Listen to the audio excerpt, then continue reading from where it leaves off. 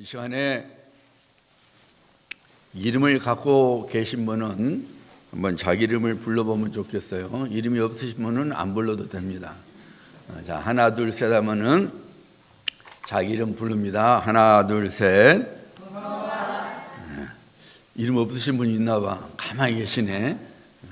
다시 한번 자기 이름 부릅니다. 하나 둘 셋. 자, 1번 이제 자기 이름을 부르고 그 다음에 성령을 받으라 이렇게 하면 합니다. 시작. 영규야 성령을 받으라. 한 번 더. 시작. 영규야 성령을 받으라. 한 번 더. 영규야 성령을 받으라. 자, 오늘도 사도행전 1장 4절로 8절 말씀 통해서 성령으로 세례를 받으라 라는 두 번째 말씀을 전하기를 원합니다. 여러분이 이 갓난아이나 이제 자박자박 걷는 어린아이를 보면은 굉장히 예뻐하죠. 걔들이 어떤 짓을 해도 다 용납이 되고 또 이렇게 귀엽다 하고 안아주고 뽀뽀도 해주고 그럽니다. 그렇지만은 어느 부모도 그 갓난아이가 또 자박자박하는 그런 아이가 늘 그 상태로 있기를 원하는 부모는 단 한 명도 없습니다. 때가 되면은 그 아이가 커서 이제 제 앞가름을 하기를 원하지, 다 컸는데도 밥을 떠서 아 하고 주고 싶은 부모는 없단 말이에요. 그렇잖아요. 그러니까 다 성장되기를 원하는 것이죠. 하나님께서도 우리에 대하여 같은 마음을 품고 계십니다. 우리가 늘 어린아이로 있는 것을 하나님께서 기뻐하시지 않는 거예요. 그것은 비정상적이죠. 그렇잖아요, 여러분. 갓난아이가 10년 지났는데도 여전히 기어다니면 안 되잖아요.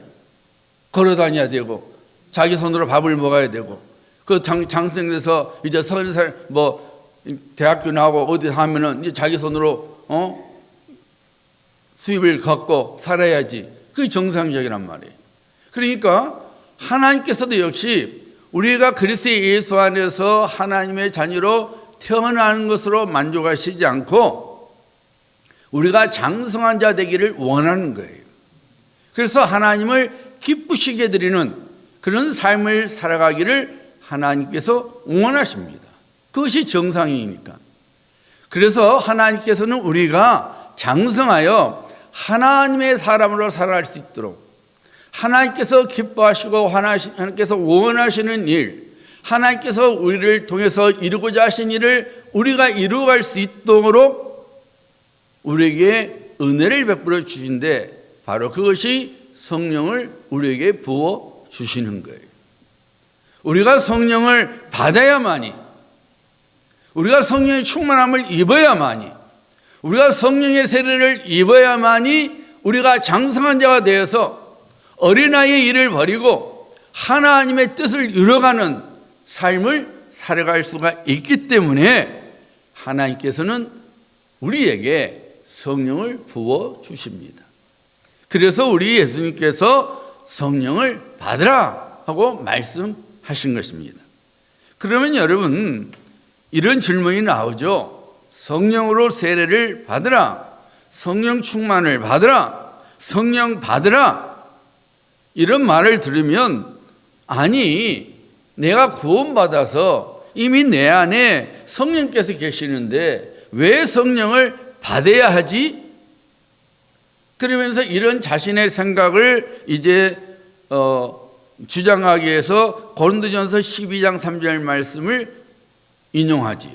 그러므로 내가 너에게 알리노니 하나님의 영, 누굽니까? 성령님이죠. 하나님의 영, 성령님으로 말하는 자는 누구든지 예수를 저주할 자라 하지 아니하고 또 성령으로 아니하고는 누구든지 예수를 주시라 할 수 없느니라.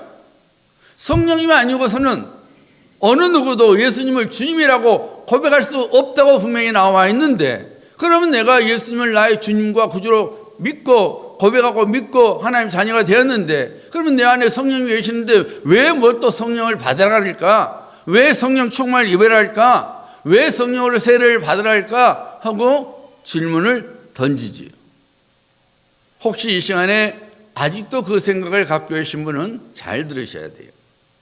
구원은 사람의 이성이나 지식으로 절대로 이루어지지 않습니다. 불신자, 구원받지 못한 자는 영적으로 죽은 자입니다. 여러분, 죽은 자는 아무것도 볼 수 없습니다. 죽은 자는 느끼지 못합니다.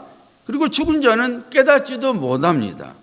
여러분, 죽어있는 사자를 발로 한번 힘껏 차보세요. 어떤 일이 벌어집니까? 아무런 일이 일어나지 않습니다.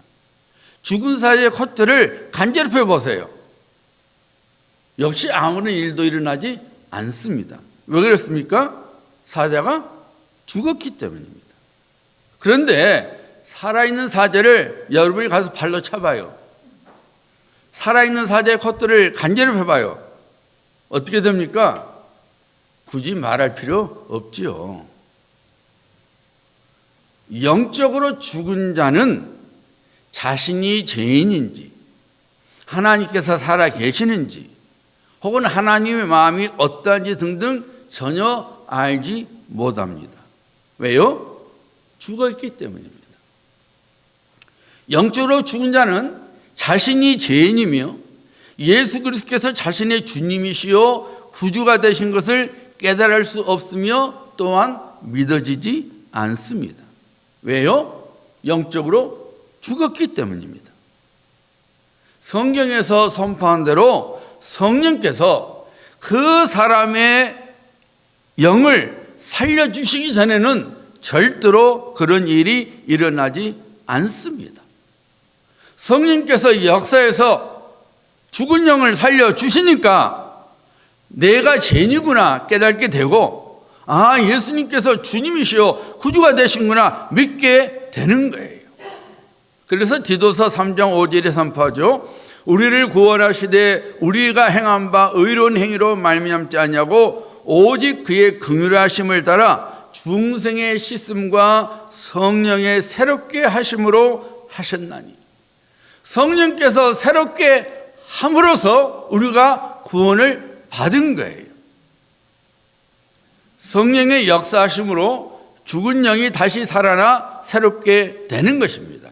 그래서 이와 같은 경험을 뭐라 그래요? 거듭남이라 혹은 중생이라고 부르는 거예요. 그러니까 거듭났다는 거, 중생이라는 것은 내가 성령으로 새롭게 태어났다는 것을 의미한 거예요. 이 말은 내가 성령으로 태어났다 그 말이에요. 예수님이 생각해 보세요. 우리 예수님께서 사람으로 태어나셨을 때에 성령으로 잉태되었어요. 그래서 우리 예수님께서는 사람이셨지만은 성령으로 태어났기 때문에 뭐가 없은 거예요? 죄가 없으신 거예요. 만약에 우리 예수님께서 요셉과 마리아의 행위로 태어났으면은 죄인이죠. 죄가 있는 거죠. 하지만 우리 예수님께서는 사람으로 태어나셨지만은 성령으로 잉태됐기 때문에 우리 예수님께는 죄가 없으셨어요.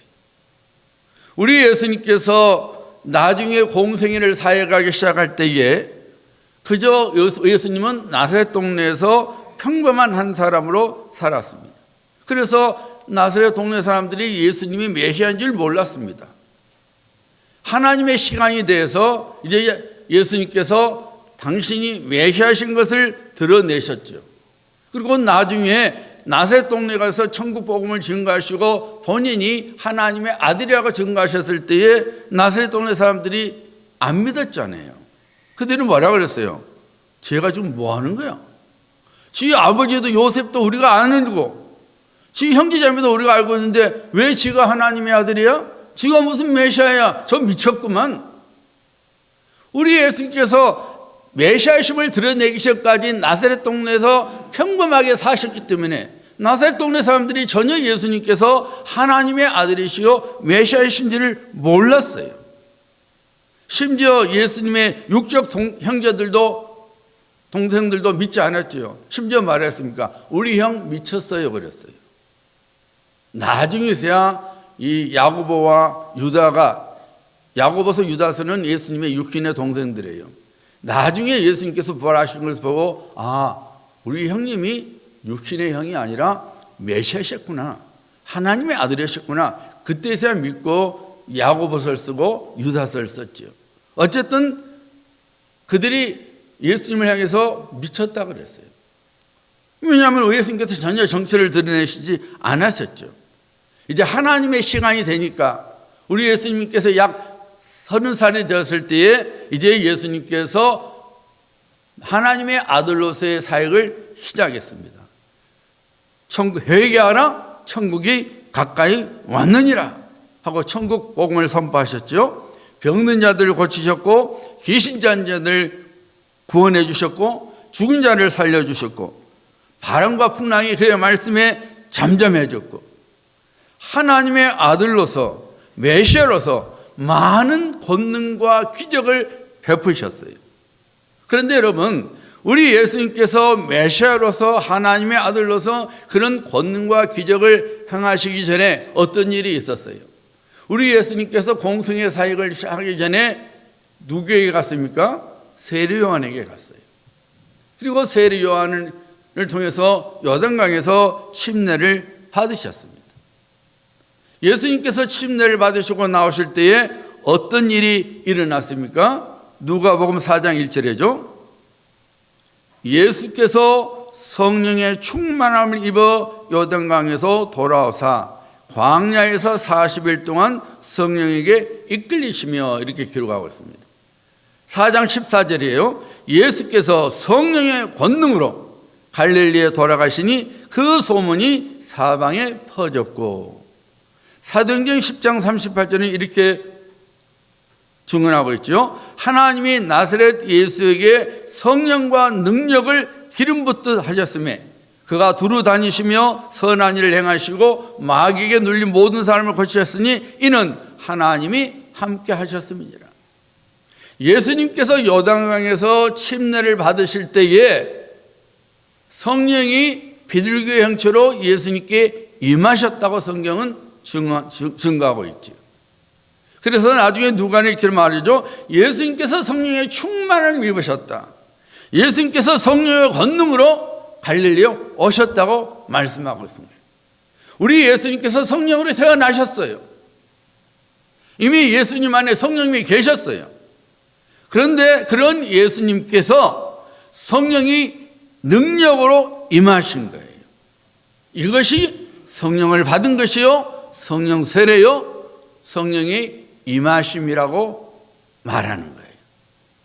그러니까 거듭남은 성령께서 나를 하나님의 자녀로 태어나게 하신 것이고, 성령 세례, 성령의 받으심, 성령의 임하심은 내 안에 있는 성령께서 내게 권능으로 임하신 것을 성경에서는 성령의 임하심이라 성령 세례라고 증거하고 있는 거예요. 요한복음 13장 10절에 보면은 예수님께서 가룟 유다 외에는 모든 제자들이 중생의 씻음을 입었다고, 즉 거듭났다고 말씀하셨죠. 예수님이 이르시되 이미 목욕한 자는 발밖에 씻을 필요가 없느니라. 온몸이 깨끗하니라. 너희가 깨끗하나 다는 아니니라. 가룟 유다는 아니라 그 말이죠. 이미 중생의 체험을 한 제자들입니다. 거듭났습니다. 그들이 오순절날 힘써 기도하고 있을 때에 예수님의 말씀대로 그들에게 성령이 임했어요. 그들이 성령을 받았어요. 거듭났어요. 구원받았어요. 중생의 체험을 했어요. 그런 제자들이 예수님의 말씀에 순종하여 마가 다락방에서 힘써 기도하고 있었을 때 오순절날 성령이 그들에게 임했다고, 그들이 성령을 받았다고 성경은 증거하고 있습니다. 나중에 우리가 사도행전 8장도 살펴보지만은 빌립이, 예수님의 12제자 중에 빌립이 아니에요. 그냥 평신도 빌립 집사예요. 빌립이 사마리아 성에 내려서 복음을 전했어요. 또 빌립을 통해서 많은 기적들이 일어났어요. 그래서 수많은 사람들이 복음을 받아들여서 구원을 받았습니다. 이 소식을 들은 베드로와 요한이 사마리아 성에 가서 그들에게 안수하니 그들이 성령으로 세례를 받았다고 증거하고 있죠. 누가 증거 이렇게 나옵니다. 예루살렘에 있는 사도들이 사마리아도 하나님의 말씀을 받았다함을 듣고 베드로와 요한을 보내매 그들이 내려가서 그들을 위하여 성령 받기를 기도하니. 뭘 받기를 기도하니? 성령 받기를 기도하니. 이는 아직 한 사람에게도 성령 내리신 일이 없고 오직 주 예수의 이름으로 세례를 받을 뿐이더라. 이에 두 사도가 그들에게 안수하며 성령을 받는지라. 빌립 집사를 통해서 그들이 구원받았어요. 그래서 내가 구원받은 사람입니다 하고 침례를 받았어요. 하지만 그들에게 그 어느 누구에게도 성령이 임하지 않았다고, 성령을 받지 못했다고 말하고 있죠. 베드로와 요한이 그들에게 가서 그들이 성령 받기를 위하여 안수하니 그들에게 성령이 임했더라. 그들이 성령을 받았더라고 누가는 분명히 증거해주고 있습니다. 사도행전 19장에 보면은 바울이 에베소에서 길을 가다가 제자들을 만났다 그랬습니다. 사도행전에서 제자들은 그리스도 예수 안에서 구원받은 사람을 가리켜서 제자라고 표시하고 있습니다. 무기력한 그들의 모습을 보았는지 사도 바울이 물었어요. 너희가 믿을 때에 성령을 받았느냐? 그들이 뭐라고 대답했습니까? 우리는 성령이 계심도 듣지 못하였노라. 그게 뭔데요? 그랬어요. 성령이 뭔데요? 그랬어요. 6절이죠. 바울이 그들에게 안수하며 성령이 그들에게 임하심으로 방언도 하고 애언도 하니. 이미 구원을 받아 성도된 그들에게 바울이 안수기도를 해주자 성령이 그들에게 임했다고 성경은 증거하고 있습니다. 이렇듯 거듭남과 성령 세례, 중생과 성령의 받음, 성령의 임하심은 다른 사건이에요. 예수 그리스도를 나의 주와 구주로 믿고 입으로 시인하면 구원을 받습니다. 이것은 성령으로 태어난 것을 의미하는 거예요. 성령으로 새롭게 된 거예요. 그래서 거듭남은 성령의 역사하심으로 내가 예수 그리스도의 몸에 접붙임을 받는 거예요. 그래서 예수 그리스도의 생명을 내가 받는 것입니다. 그 영적 체험을 거듭남이라 중생이라고 말하는 거예요. 반면에 성령 세례 혹은 성령 충만 혹은 성령님을 받는 것은 성령님이 성도에게 임하여 능력을 받게 해서 그리스도의 증인으로서 사명을 감당할 수 있도록 하나님의 선한 일을 행할 수 있도록 그리고 성도로서의 열매를 맺게 하는 영적 체험인 거예요. 별개의 사건인 거예요.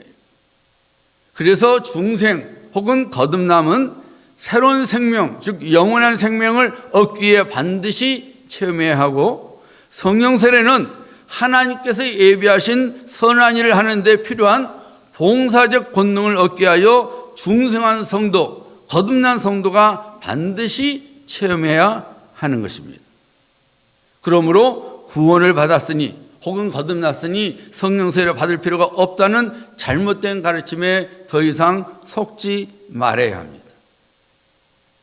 그렇게 가르치는 엉터리 목사들이 많이 있어요. 그래서 성도들이 그 말에 넘어간 거예요. 절대로 그렇게 넘어가면 안 돼요.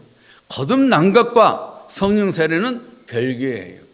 거듭난 것은 내가 하나님의 자녀로 새롭게 태어난 것이고 성령 세례는 하나님의 자녀로 새롭게 태어난 내가 하나님이 정해놓으신 하나님의 선한 일을 이루게 하여 능력을 받는 영적 체험을 성령 세례라, 성령의 임하심이라, 성령의 충만함이라 그 말입니다. 그래서 구원받을지라도 내가 예수님께서 명령하신 대로 성령 받기를 위하여 기도해야 된다 그 말입니다. 지난주에 그러면 여러분 내가 거듭났고 또 성령이 내 안에 계시고 성령이 내게 임하여서 내가 권능을 받아서 하나님의 선한 일을 하는데 왜 나는 이렇게 무기력할까? 어느 날은 믿음이 정상에 있다가 어느 날은 저 골짜기에 있다가 믿음이 내가 있는가? 내가 지금 구원받았나? 그런 영적 무기력함에 빠질 때가 많이 있죠. 막 으쌰으쌰하다가 어느 날은 코가 석재나 빠져서 인자네요.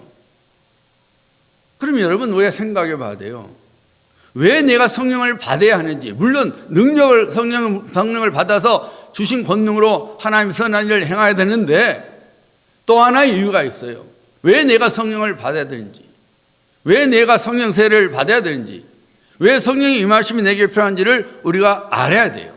왜냐하면 영적 무기력함에서 벗어날 수 있는 길은 단 한 가지뿐이 없어요. 이미 지난주에 말씀드린 대로 예수님의 12 제자들이 예수님께 직접 천국복음을 들었습니다. 예수님께서 기적을 베푸실 때 그 현장에 있었습니다. 그럼에도 불구하고 그들은 한결같이 무기력했어요. 예수님이 잡히시고 돌아가시니까 다 뿔뿔이 흩어졌어요. 부활하신 예수님을 보고도 코가 석재나 빠져서 갈릴리 가서 고기 잡고 있었어요.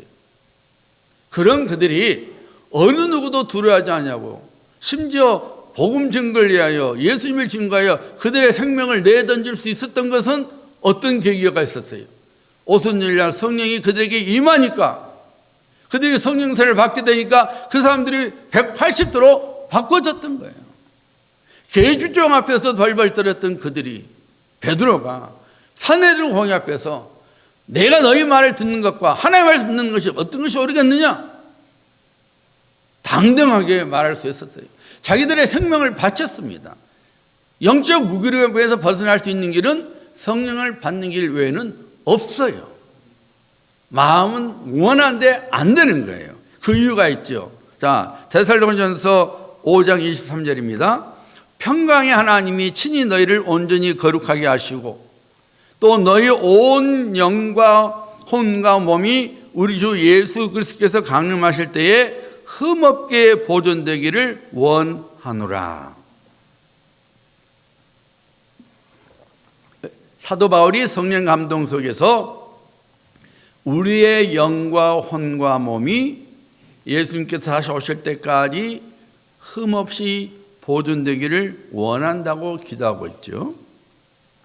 우리는 다른 짐승과는 달리 영과 혼과 몸으로 되어 있습니다. 짐승은 혼과 몸만이 있지요. 하나님께서 짐승을 지으실 때 그의 말씀으로 지으셨다 했어요. 하지만 하나님께서 우리 사람을 지으실 때는 흙으로 지으시고 그 다음에 어떻게 했어요? 그의 생기, 그의 호흡을 훅 불어줬다고 창세기에 기록했습니다. 그래서 우리가 생명이 된지라 이렇게 나옵니다. 다른 모든 피조물은 하나님께서 말씀으로 지으셨지만 하나님께서 우리를 지으실 때는 우리를 흙으로 지으시고 그의 호흡을 훅 불어주셔서 우리가 생명이 될 수 있도록 살아있는 존재가 되게 하신 것입니다. 그래서 우리는 하나님의 호흡으로 지음을 받았기 때문에 영적 존재예요. 그래서 오직 사람만이 하나님과 교통할 수 있는 거예요. 짐승이 하나님과 교통하지 못합니다. 왜요? 하나님의 호흡으로 지음을 받지 않았기 때문에 안 되는 거예요. 하지만 사람은 하나님의 호흡으로 지음을 받았기 때문에 영적인 존재예요. 하나님과 교통할 수가 있는 거예요. 심지어 하나님을 믿지 않은 사람들도 그들이 길 가다 넘어지면 어이쿠 하나님 그래요. 중들도 길을 네 깔 건너다가 넘어지면 어이쿠 하나님 그래요. 어이쿠 부처님 안 해요. 왜냐하면 하나님의 호흡으로 지음을 받았기 때문에 영적인 존재이기 때문에 영적으로 죽어서 하나님을 안 믿고 하나님 누구신지 모르지만은 남아있는 거예요. 신에 대한, 자기를 지은 절대지에 대한 것이 있는 거예요. 그러니까 안 믿는 사람들도 어이쿠 하나님 그런 거예요. 그러다가 막상 인생에 큰일 다치면 하나님을 찾는 거예요. 왜요? 영의 존재이기 때문에. 영의 존재이기 때문에 그렇게 되는 것입니다. 여러분, 우리들이 예수님을 주와 구주로 영접할 때에 성령께서 우리의 영을 새롭게 해주시죠. 살아나게 하십니다. 그러면은 우리 영이, 내 죽은 영이 살아나니까 새롭게 된 영이 우리의 혼과 몸을 지배하게 됩니다. 새롭게 된 영이 혼과 몸을 지배하게 되면은 혼과 몸이 새롭게 된 영의 통제에 따라서 움직이게 됩니다. 그래서 우리가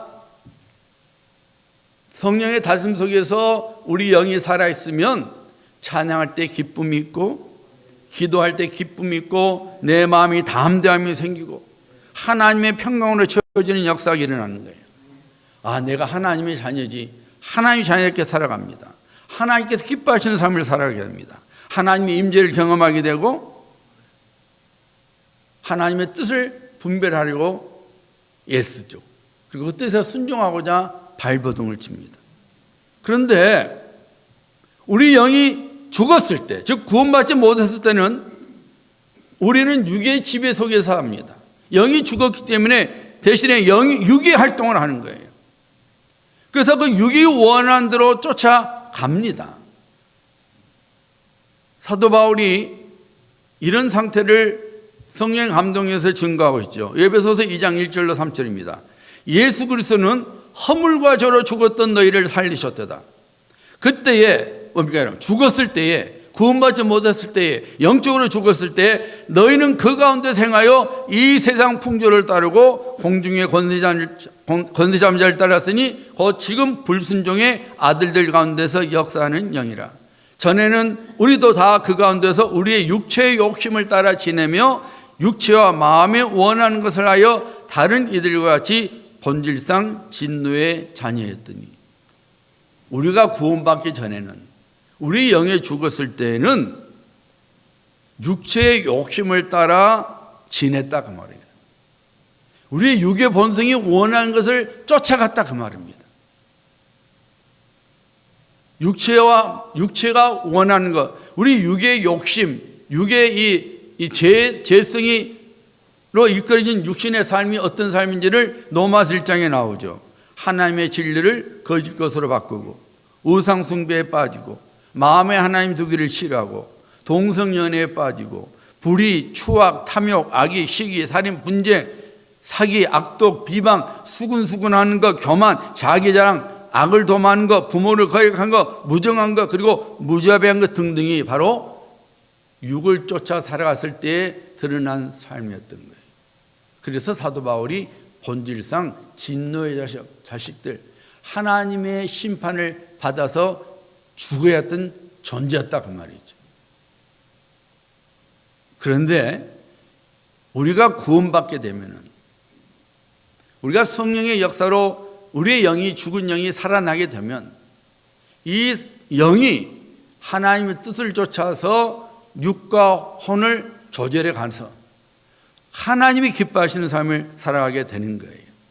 그런데 우리가 아직 이 세상에 살 때는 이 죄성, 육체의 본성이 남았기 때문에 육이 계속 활동하려고 그래요. 구원받기 전에 육의 활동, 주인이 되었고 있었잖아요. 근데 이것이 여전히 주인으로 활동하기를 원하는 거예요. 특별히 우리가 구원받았음에도 불구하고 육체에 탐심이 생기기 시작하면은 우리의 영이 꼼짝을 못하고 육이 활동하기 시작하는 거예요.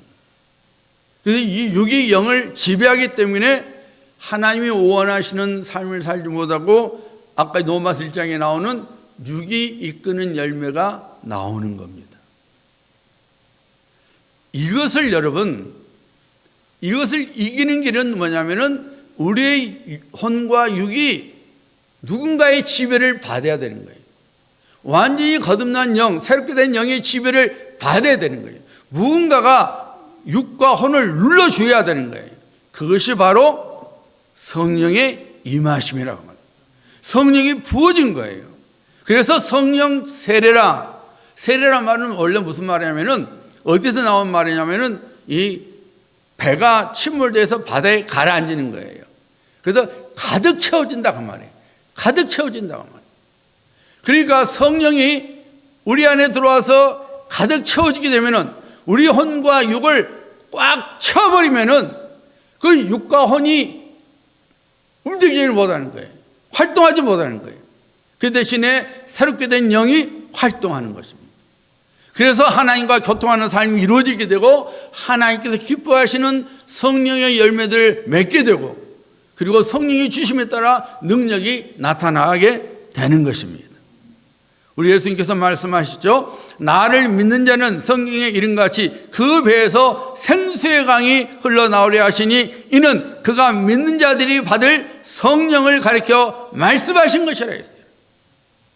우리가 예수님을 믿게 되면은 그리고 성령님을 구하면 성령께서 우리에게 임하셔서 성령이 우리를 이끌어 가신다 그 말입니다. 내 육의 욕심이 원하는 육의 욕심을 성령이 막아버려서 새롭게 된 영의 욕구를 따라 살아가게 될 수 있도록 만들어 주시는 거예요. 로마서 8장 5절 말씀 잘 들어보세요. 제가 우리 성경 번역이 좀 어려워서 일부러 영어 성경을 우리말로 제가 번역을 했어요. 잘 들어보세요. 그래야만이 그 말씀의 의미를 분명히 알 수 있습니다. 이렇게 나옵니다. 죄된 본성을 따라 살아가는 사람들은 육의 욕구를 쫓아 살아가는 사람들 그 말입니다. 죄된 본성을 따라 사는 사람들은 그들의 마음을 죄의 본성이 바라는 것에다 두게 되며 육의 욕구를 따라 살게 되면은 마음이 어디 간다고요? 육의 욕심에 따라 그게 가버린다는 거예요. 두게 되며 성령님을 따라 살아가는 사람들은 그들의 마음을 성령님이 바라는 것에 두게 됩니다. 성령님을 다스림을 받게 되면 성령을 충만하게 되면은 그 사람의 마음이 성령께서 원하시는 것에 쫓아간다 그 말입니다. 계속해서 사도 바울이 선포하죠. 로마서 8장 11절과 14절입니다. 그러므로 형제들아 우리가 빚진 자로 돼 육신에게 져서 즉 죄의 본성에게 져서 육신대로 살 것이 아니니라. 너희가 육신대로 살면 반드시 죽을 것이로되 성령으로서 몸의 행실을 죽이면 살리니 무릇 하나님의 영으로 인도함을 받는 사람은 곧 하나님의 아들이라. 우리들이 죄의 본성을 쫓아 살아가면 반드시 죽는다는 거예요. 육체적인 죽음을 의미하는 거 아닙니다. 우리 영의 죽음을 의미하는 거예요. 새롭게 된 영의 통제를 받지 못한다는 것입니다. 그래서 마음에 하나님 두기를 싫어하고 하나님을 경외하지 않고 불평하고 비방하고 수근수근하고 거짓말하고 악을 만들어내고 세상 거짓 신들을 쫓아가고 자기 자신을 숭배하며 살아가는 거예요. 사도 바울은 하나님의 자녀는 하나님의 영, 즉 성령님의 인도함을 받는 사람이라고 선포하고 있습니다. 무슨 의미입니까? 성령께 흠뻑 적시는 삶, 성령의 충만함을 입는 삶이라 그 말입니다. 우리가 성령으로 흠뻑 적셔야만이 위로부터 내려오는 능력으로 승리의 믿음 생활을 하게 됩니다. 세상에 먹이가 되냐 하고 오히려 세상을 변화시켜 나가는 능력 있는 성도가 되는 것입니다. 환경과 인생 문제에 흔들리는 것이 아니라 오히려 환경과 인생의 문제를 주관하시는 하나님께 소망을 두고 하나님을 바라보고 살기 때문에 하나님이 우리의 믿음대로 역사하셔서 우리가 환경을 이겨내게 되고 인생의 문제도 이겨내게 되는 것입니다. 성령으로 흠뻑 적셔 있으니까 성령의 열매들이 삶 속에서 맺어지게 되는 것입니다. 사랑, 기쁨, 화평, 오래 참음, 자비, 양성, 온유, 절제, 그리고 충성의 삶을 살아가게 됩니다. 사랑하는 성도님들, 그러므로 우리는 성령을 받아야 합니다. 영적으로 무기력한 생활에 허우적거리며 살지 말고 성령으로 세례를 받아서 능력 있는 그리스도인의 삶, 그리고 열매 맺는 그리스도인의 삶을 살아가야 합니다. 우리가 어떻게 성령의 세례를 받을 수 있습니까? 어떻게 우리가 성령을 받을 수 있습니까? 우리가 어떻게 성령의 충만을 받을 수 있습니까? 먼저 회개해야 합니다. 성령께서 우리에게 권능으로 임하실 수 있도록 우리의 마음을 깨끗게 해야 합니다. 그리고 간절히 구해야 합니다. 오순절날 120명의 성도들은 성령의 임하심을 간절히 사모하며 전심으로 기도했다고 나와 있습니다. 우리 역시 성령의 충만함을 위하여 우리가 성령을 받도록 간절히 기도해야 합니다.